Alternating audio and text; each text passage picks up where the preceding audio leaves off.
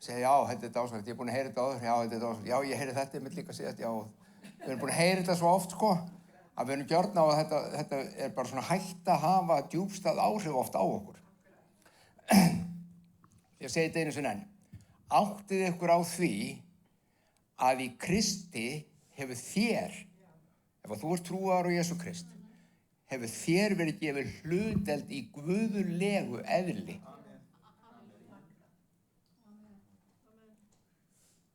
Hvar þetta eðli? Já, ritningi kennir okkur það líka í andi okkar. Maðurinn andi, sál og líkami. Þegar andinn endurfæðist, þá kemur þetta guðlega eðlið inn. Við köllum þetta stundum og Biblían kallar það Kristur í okkur. Það hans eðli sem sett í okkur. Þessi andi okkar þá verður hreinn, nýsköpun og hlustaðu á, Biblían sé líka, getur ekki syndgað. Já, en ég get syndgað. Já, bíðu, rólega. Trúargangan, segir Páll í Rómarbréfinu, síðan að taka háttaskiptum með endurnýjingu hugarfarsins, það að segja að lífið sem í andanum, þetta líf Krists, flæði fram, breyti því hvernig við hugsum, hafi áhrif á hugsunargang okkar og þar alveg á orð okkar og athafnir og líkam okkar.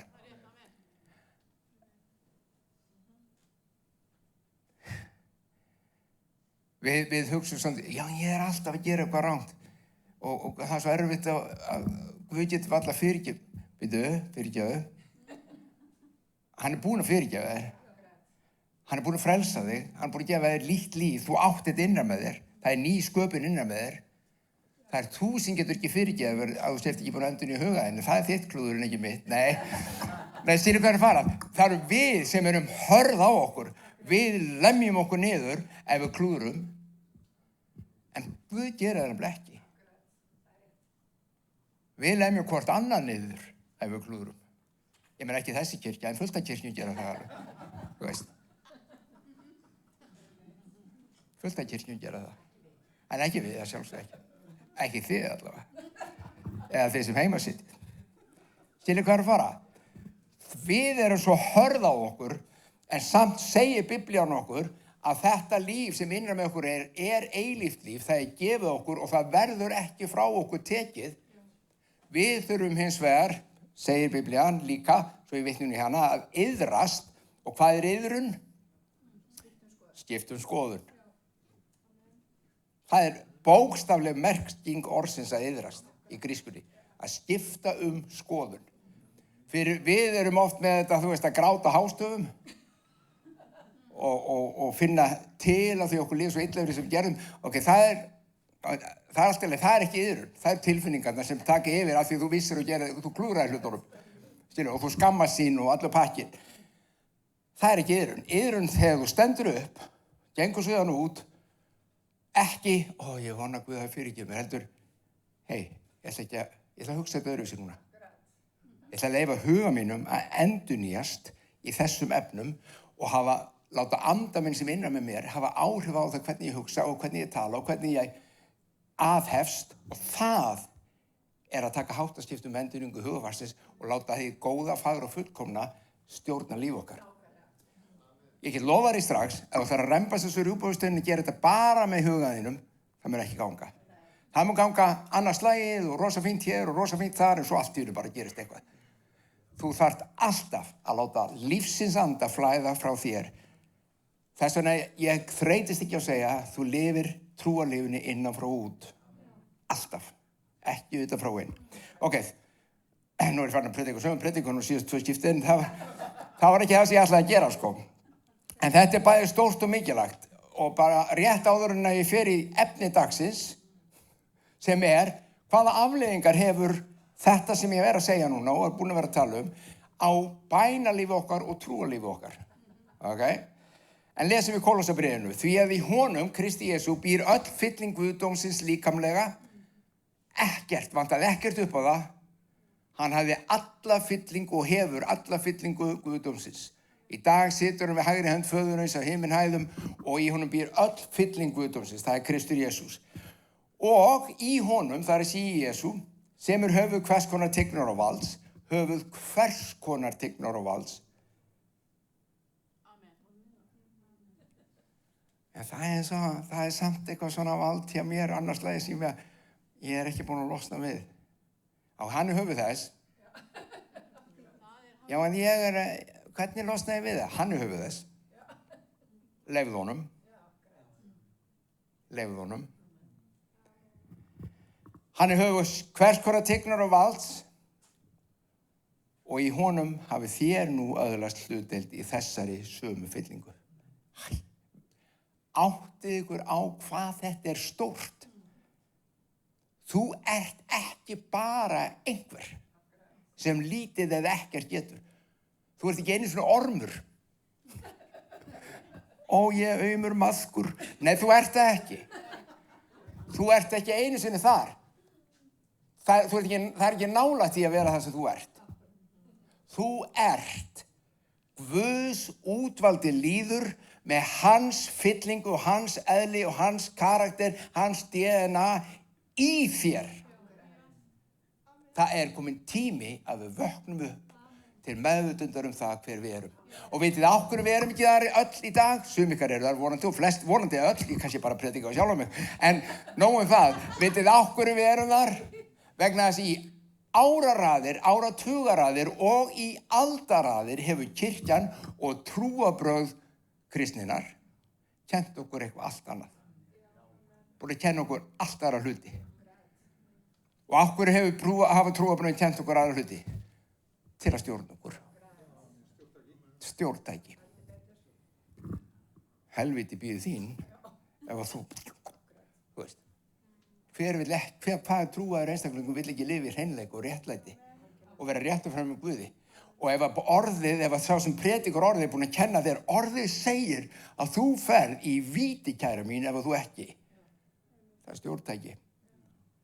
Í dag, nú ætlum ég að segja bara, ef að Guð er svona, vitið þið hvað? Þá getum við kært hann fyrir ofbeldi. Hann hefur beitt kirkjuna sinna ofbeldi í 100 ára, 2000 ár. Bara við skulum kæra hann er alveg jafn slæmur eins og hinir sem eru að brjóta og beita ofbeldi gegn náunga sínum. Ef hann er svona.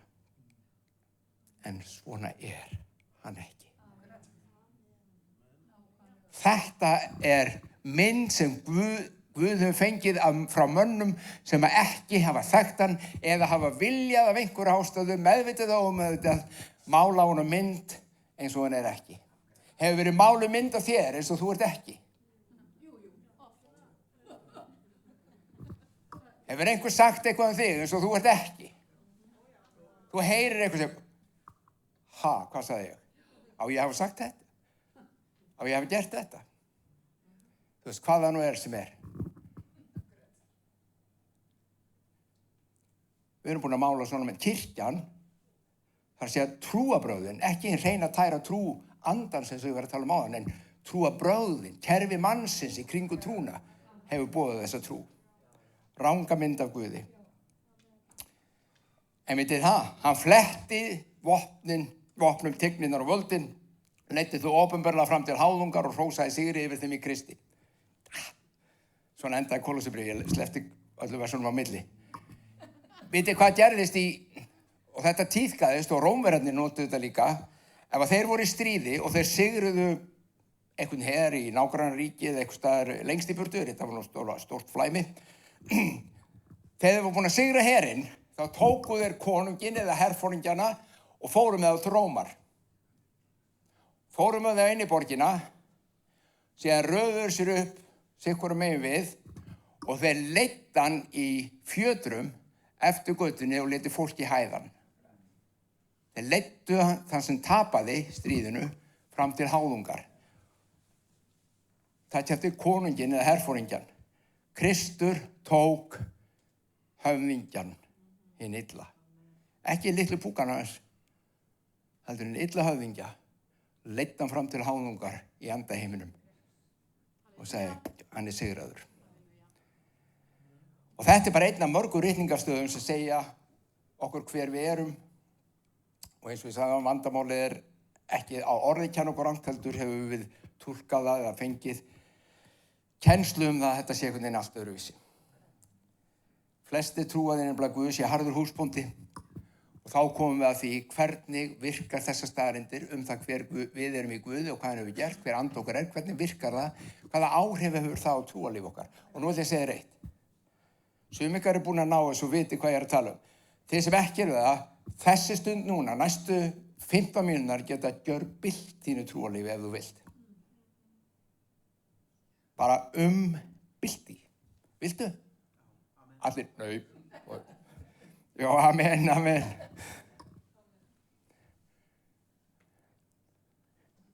Og nú ætla ég ekki að segja ykkur, ég ætla að fjalla þess það, en ég ætla að benda ykkur á, þetta ekki svona mín hugmynd, já, ef ég segi þetta, nei, ég ætla bara að sýna ykkur úr orðinu. Bara láta orðið tala það sem er að ræða. Þetta ekki mínar hugmyndir, bara svo þið vitið það.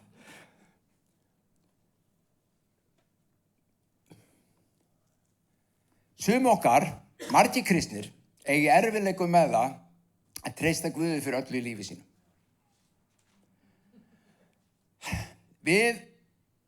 Það sem við eigum kannski auðveldast með að svona almennt, ekki allir, það koma kringumstæður stundum í lífinu sem við eigum erfitt með að treysta honum fyrir því, en það sem við eigum auðveldast með að treysta honum fyrir svona daglegt viðurværi. Af hverju? Vegna þess að við náum í peninginn. Við fyrir út að vinna og við vitum að við erum með svona mikið afgang eftir skatt og við getum notað þetta. Þannig að takk Jesús fyrir að gefa okkur. Ekki það, við þökkum ekki fyrir það, ég ekki að meina það. En þetta svona tiltölu svona auðvelt.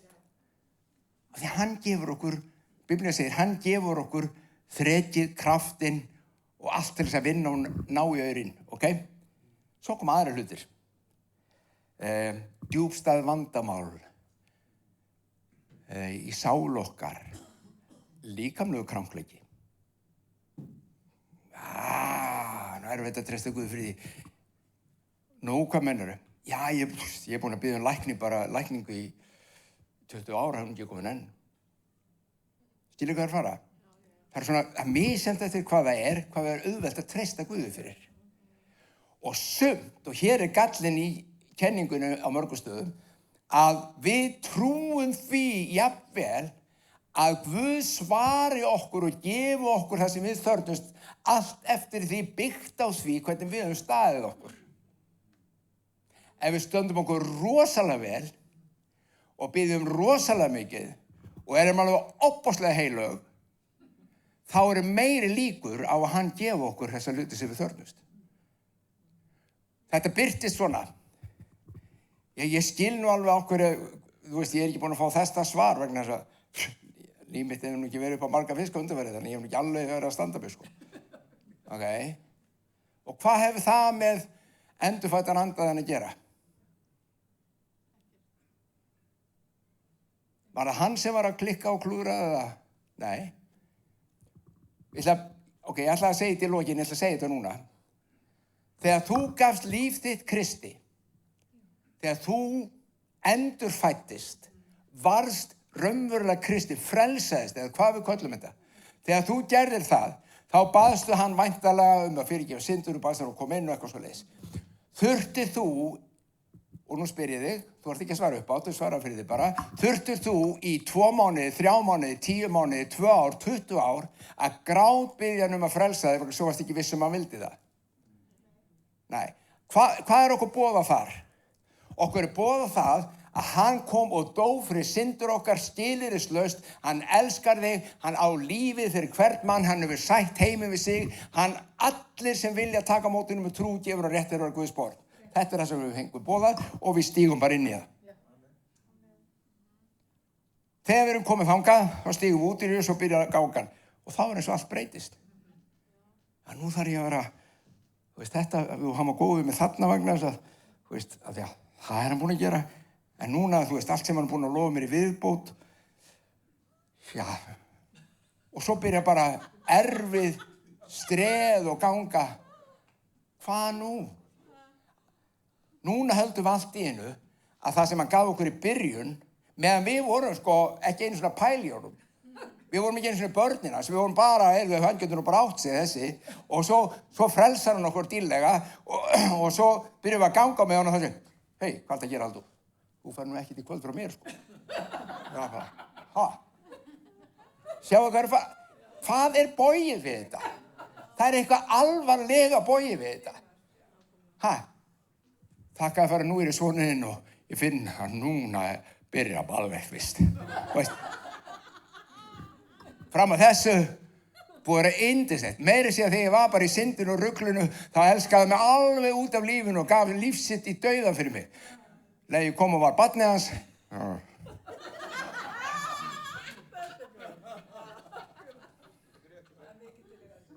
Þið sjáu, þetta er eitthvað skrítið.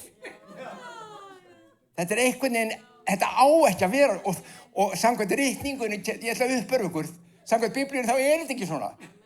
Við erum bara komið einhvern veginn í kollin á okkur af rangri kennslu, röngu uppeldi í trúnni og röngu hlutum þar sem okkur allt miðast að okkar eigin framistöðu. Guð gefur þér ekkert nema þú standur í vel. Hann frelsaði og fær með þig til himna, en hann gefur sko ekkert annað. Samt segir Biblían, fyrst hann gaf þér son sinn og hann hélt honum ekki aftur af, hvers vegna í óskopunum mætti hann ekki gefa þér alla aðra góða hluti með. Þetta segir Biblían. Í hvað Biblíu er þetta, Halldór? Þetta er ekki í minni Biblíu. Ég kannast ekki við þetta í minni Biblíu. Af einhverju ástæðu, þó kristnir menn lesi þetta, þá sjá þeir þetta ekki. Bara, ég veit ekki af hverju, en það bara gerist. Og við suðum í Guði oft. Ef hún skildi nú þóknast einn daginn að mæta þessar þörf sem við búin að biðja fyrir í 5 ár. Og hér er lykillinn, elsku vinur. Hann gaf þér eilífalífið, afturhvarfið, frelsunina fyrir náð sína. Og allt annað sem að Biblían segir hann hafi gefið fyrir náð, þú meðtökur á sama máta og frelsunina. Allt. Ég er ekki að tala svona rugl. Þú veist. Þessi, ég ætla að nefna rugl. Ég ætla að mynda með datti eitt rugl í hug. Þessi kona er dásamleg. Guð, þú veist ekki að mér hana fyrir eigin konum. Halldór, allt til að gefa þér eigin konu. Þú veist, hún er gift.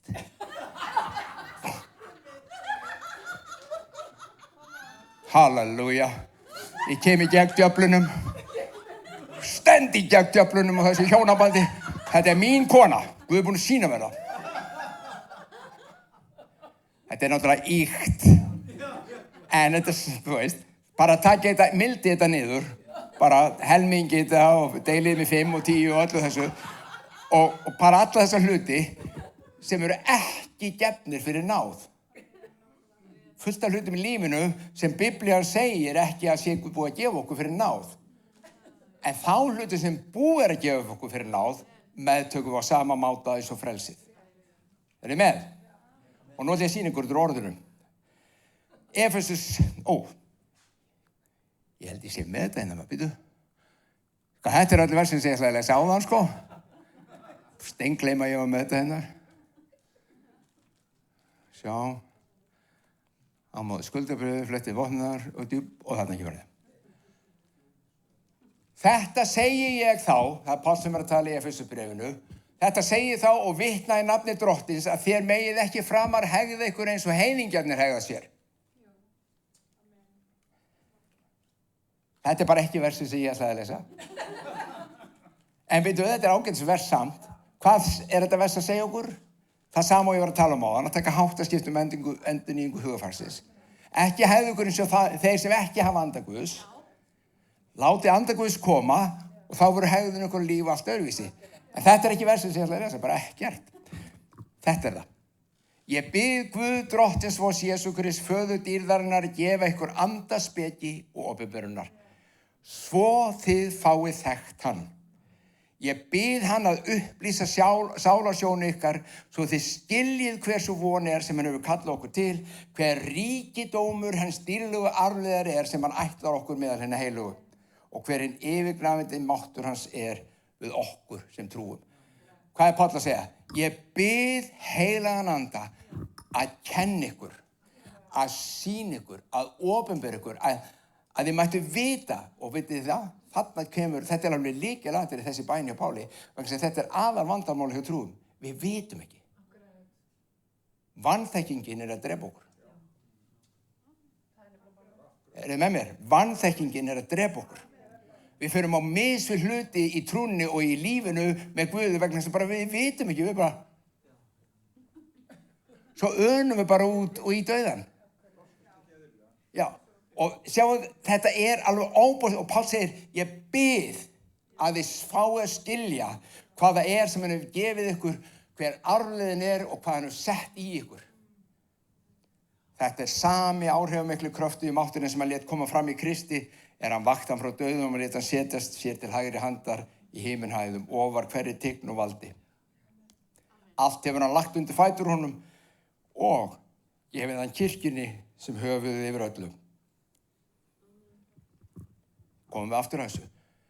Sjáu þið. Munið Jesús sagði, sannleikurinn sem þú þekkir setur ykkur frjáls. Það ekki sannleikurinn einn og sér sem setur ykkur frjáls, það að dugar ekki til. Það skilningur og þekking á sannleikanum. Þegar hann kemur, ef það væri bara sannleikurinn, þá var öll jarðríki frelsað og allir hólpnir því að Jesús sannleikurinn, hann búinn að koma og hann væri bara, nei, við þurfum að þekkja hann. Þannig að þegar við þekkjum sannleikan og meðtökum hann, skiljum hann og stígum inn í hann, þá gerist það. Alveg eins og þegar þú heyrðir sannleikan frelsisverkið og þú steigst inn og tókst þetta skref í trú, þá kom hann. Páll að biðja þetta. Frá einni til annar, einni dýr til annar. Samkvæmt þessu versum, búið að gefa okkur allt. Við þurfum aðeins að sjá það, þekkja það og trúa því. Veistu hvað þetta þýðir? Þú þarft ekki lengur að grátbiðja Guð.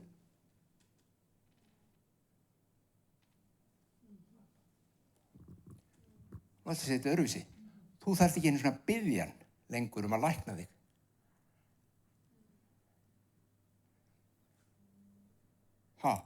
Nei, hann búinn að því. Biblían segir, fyrir hans penjar þið heilbrigð. Ég búinn að gefa þetta fyrir mína náð. Þetta var gert á krossinum, leið og ég gerði allt hitt. Biblían lýsir þessu sem ég núna að tala sem hlaðborði veislu. Þetta veislu hlaðborð sem búið að leggja borð fyrir þig. Þar allt sem fyrir náðina þér gefið. Þitt og mitt að setjast að borðinu og borða.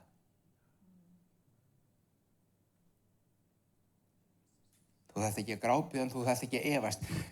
Guð, ég ekki alveg viss, Guð, en ef þú mundir vilja lækna mig, værirðu til í það því mér líður ekki vel.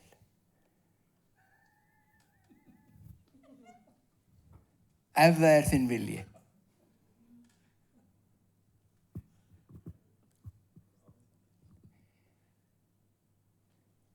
Og Guð segir, Halldór, ég meinin til í það. Ég búinn að því. Já, en á hverju þá ekki heilbrigður? Vegna þess að þú trúir ekki að ég sé búinn að því. Eða veist ekki að ég búinn að því. Þú veist ekki að þetta á borðinu líka með frelsuninni, með öllu hinu, með blessuninni, með öllu mínum gjöfum. Þetta gerist allt á krossinu með Kristi. Fyrir hans benjar ertu heilbrigður, Halldór.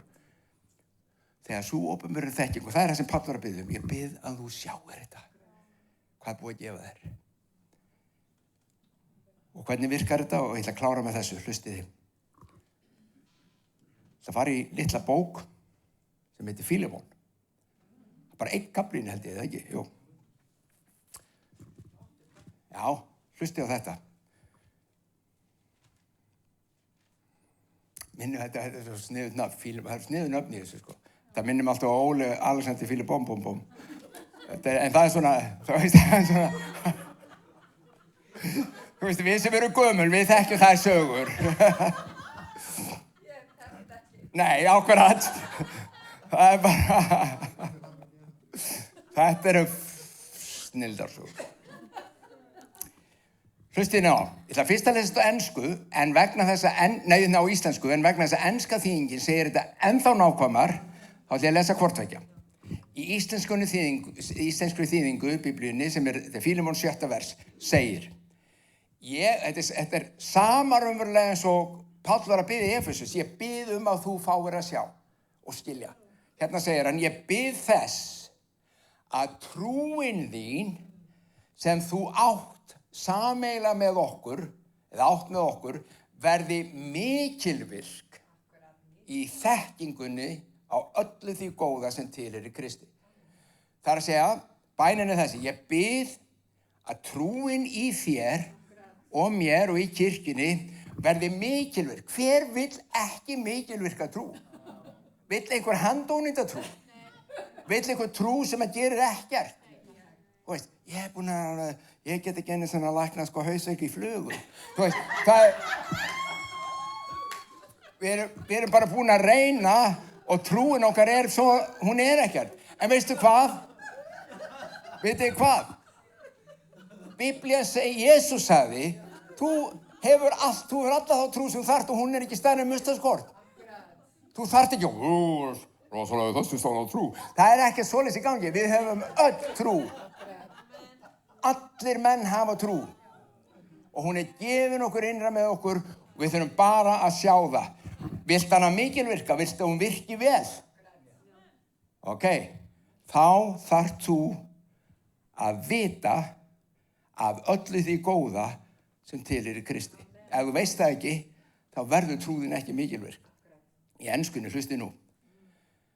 I pray that the fellowship of your faith, þetta er alveg svo íslenskur, ég bið að trú þín í samfélaginu okkur, eða sem þú átt meðal okkar, fellowship of your faith, may become effective through the knowledge, verði mikilvirk með þekkingunni, alveg eins fram að þessu. Svo hér íslenskunni segir sem til, af öllu þekkingun öllu því góða sem til í Kristi. Í enskunni segir, through the knowledge of every good thing which is in you for the sake of Christ.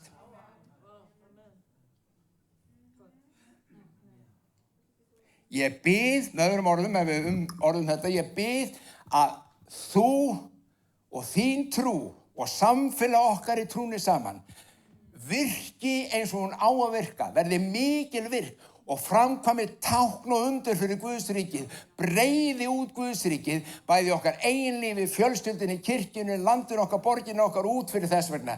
Ég bið verði það, hvernig? Með því að þú vitir hvað þér gefið innra með þér í Jesú Kristi.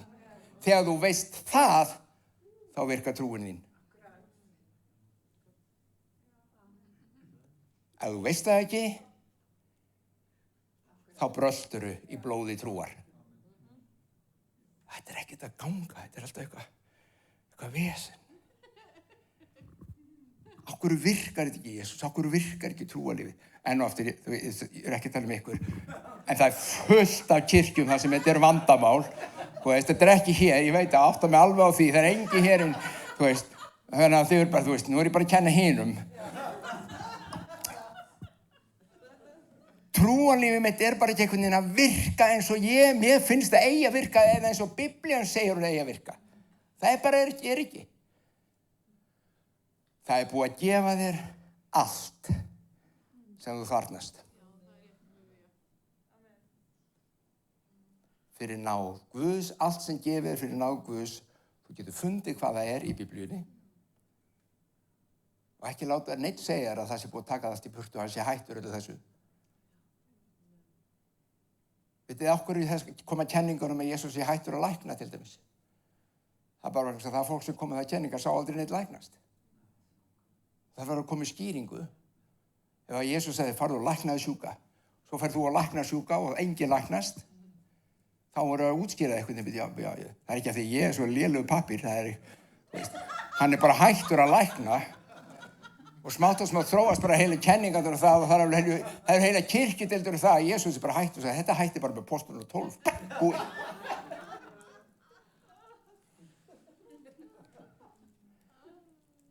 Þetta er hlaðborð, veisluborð sem er búið að gefa þér og þín trú er ekki svo, þú þarft aldrei fyrir þá hluti sem að gefnir eru þér á veisluborðinu, aldrei að biðja til að fá Guð til að gera eitthvað. Þetta, ef þið náðu þessu, setur ykkur frjáls. Hlustaðu. Þú þarft aldrei meir að reyna að fá Guð til að gera það sem hann er búinn að setja á veisluborðið þitt. Aldrei. Trúin þín gengur eingöngu út á það að vita og trúa því að hann hafi gert það og þú stígur inn í það alveg eins og stígur inn í frelsisverkið. Og hvernig gerur það? Rómarbréfið 10, ef þú játar með munni þínum, Jesús er drottinn, trúir í hjarta þínu Guð það uppvækja frá dauðum myndu hólpi verða. Með hjartanu er trúað til réttlætis og með munninu játað til hjálpræðis. Sama prinsip. Með hjartanu trúað að þú eigir allt í honum á veisluborðinu og með munninum er játað til að fá. Með öðrum orðum, takk Jesús. Ég þarf ekki að biðja þig lengur að lækna mig.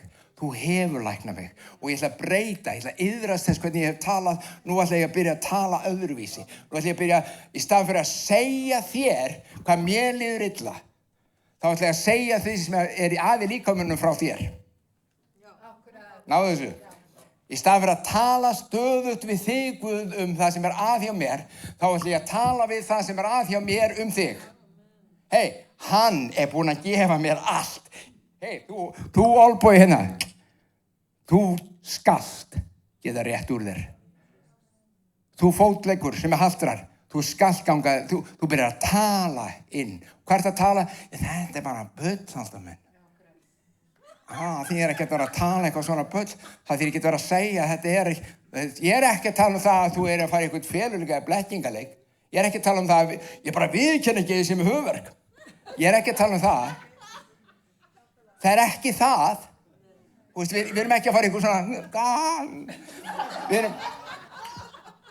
við erum að segja allt sem við þörfnumst nú þegar og hefur verið gefið okkur fyrir náð Guðs í trú er okkur nú þegar gefið og ég ætla að borða af þessu nægta borði. Ef við náum þessu, þá verðum við frjáls. Og ekki bara verðum við frjáls. Ég held margir í kringum okkur líka. Við skulum biðja. Faðir minn, við þökkum fyrir náðina, miskunn þína, þökkum fyrir lífið þitt, þökkum fyrir það að í þér er allt gefið sem við þörfnumst. Fyrir þína náð, Drottinn minn, er svo mikið af góðum gjöfum sem þú hefur gefið okkur. Ekki bara frelsisverkið, heldur lækning, lausn, dagleg umsjón, mæta þörfum okkar hver þeir eru. Hugga, uppörva, lækna, leysa. Drottinn minn, við iðrumst þess hvernig við höfum hugsað. Eins og þú sért ekki tilbúin og viljugur að gera þetta fyrir okkur nema ef við stöndum okkur vel. Fyrirgefðu að við skildum hugsa svona.